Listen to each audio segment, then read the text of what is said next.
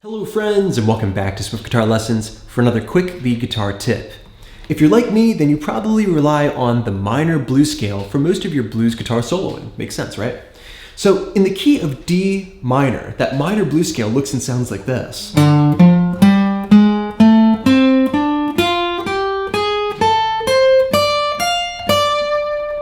Alright, that's just the minor pentatonic scale with the inclusion of the flatted fifth interval. That note right there, the blue note. But today, I want to share with you an alternate fingering for that scale. Instead of finding the flatted fifth note here on the G string, in this case the 13th fret, I want you to try finding it here on the B string instead. 9th fret. So play through the scale real slow now.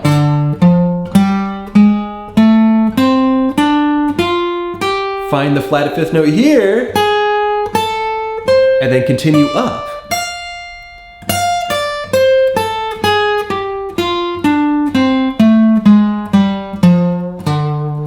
Alright, that's a very powerful tool. It just gives you another route that you can take when improvising. But what's the real benefit here? Well, for me, it allows me to create these zippier, kind of faster hammer-on pull-off licks. Something like this. Here's something I prepared for you.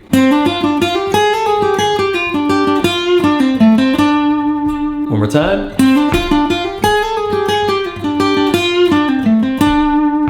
All right, that can be played over a rhythm like.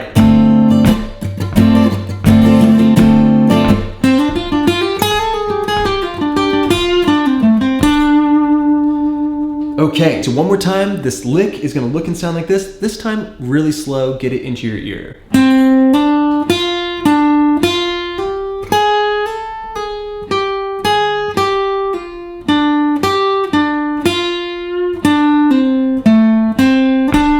It's a nice long phrase.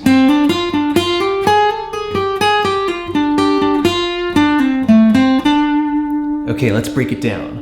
Okay, close look at the fretboard, getting down this lick. The key to learning longer phrases is chunking, breaking it up into small, digestible chunks. Now, for this lick, we can break it up into 3 parts. Part number 1, part number 2, part number 3. Okay, that first part one more time. Basic pentatonic hammer-on lick. So we're going 10 to 12 on the D string, then 10 on the G, back to the D string 12, then hammer on 10 to 12 on the G string. All right, you put that together and we have 1, 2, and real slow. All right, now part 2 of the lick. One more time.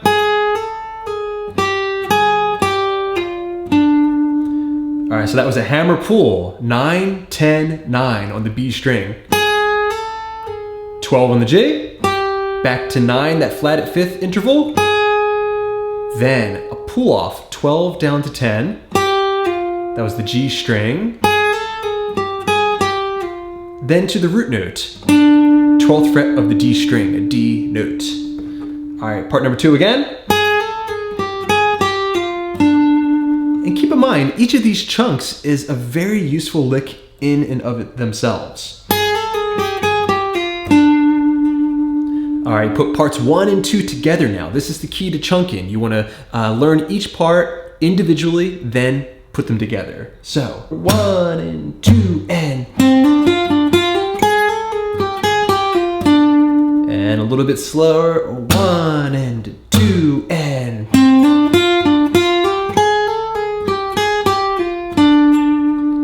All right, now part number 3 of the lick.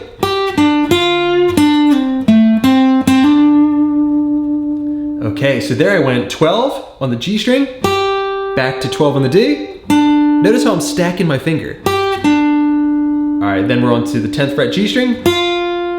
A pull off, D string, 12 down to 10. 12 on the A string, and then scaling up. Finishing off back on the root note with a hammer on. And notice how I can kind of slip in a slight bend there.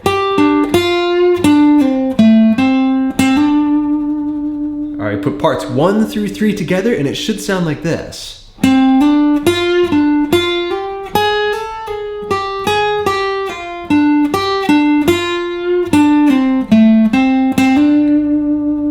For a great lick of the week, practice that nice and slow, get it into your muscle memory, and just kind of look at each of those little parts as kind of raw materials that you can use to create your own licks. Okay, very good everybody. Today you learned an alternate route when navigating your minor blues scale, in this case in the key of D. Finding the flat at 5th note instead of the G string here on the B string.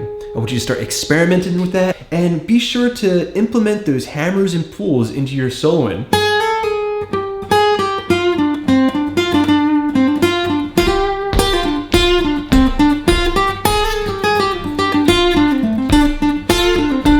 So many ways you can fit that into your licks. Okay, then you also picked up a nice lick of the week.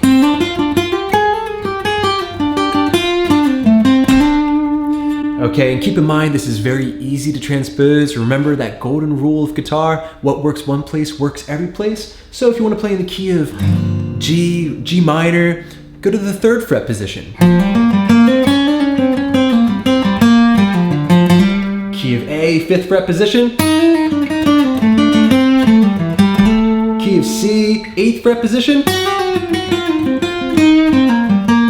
So on and so forth. And one last little tip. If you're playing over top of a major progression, this lick will work fine, though you might want to sweeten it up by adding in the major 3rd to the lick. So if I'm back in the key of D, I could play.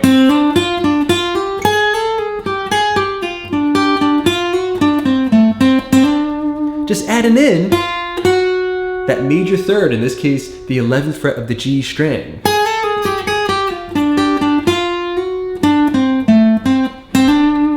Okay, great way to highlight the major tonality of a chord like D dominant 7. Okay, if you need more help with this, then I invite you to head over to patreon.com/swiftlessons. There I have tabs and other bonus resources for all my popular YouTube guitar lessons. Until next time, this is Rob coming at you from Summers Point, New Jersey, saying happy picking.